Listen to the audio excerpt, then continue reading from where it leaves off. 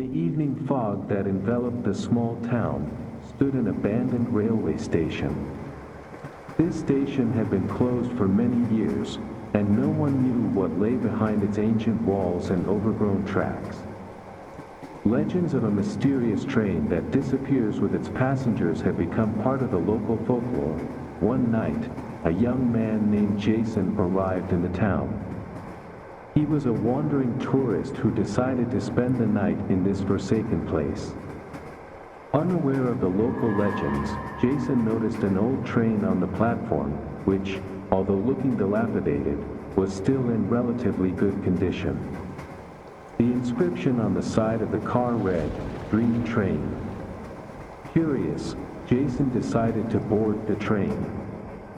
Inside, the carriage was decorated in a style from the past century, with plush seats and dim lighting.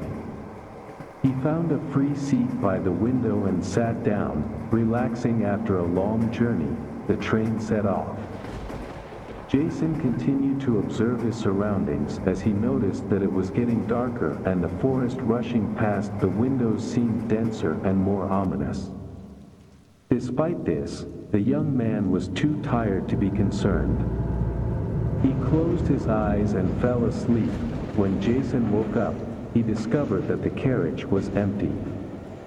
His eyes, filled with horror, turned to the window, and he saw that the night forest now looked like an endless black sea, with no signs of civilization in sight.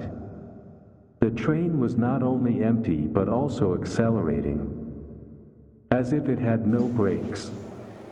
The carriage shook, and Jason could hear a deep roar emanating from the powerful engine. Panic overtook Jason.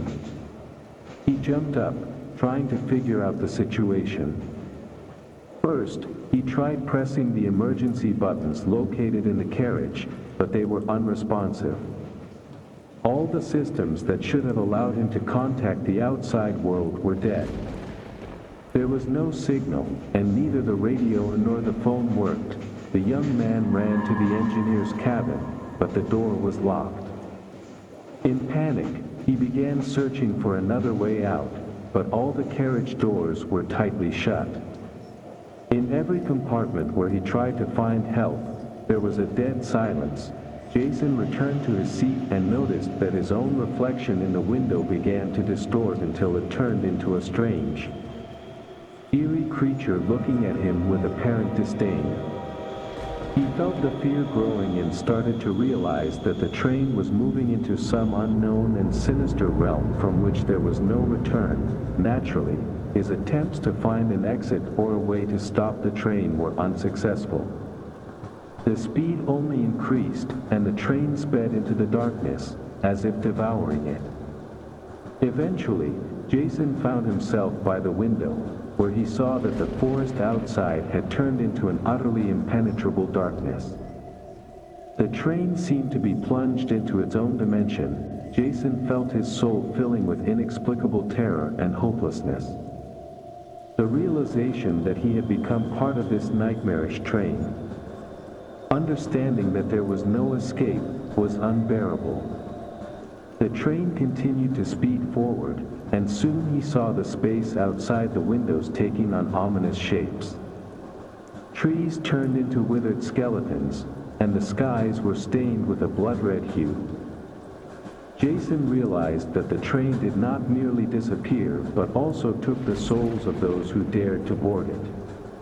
Everyone who found themselves inside became part of its infernal machine, doomed to eternally race along endless paths of darkness.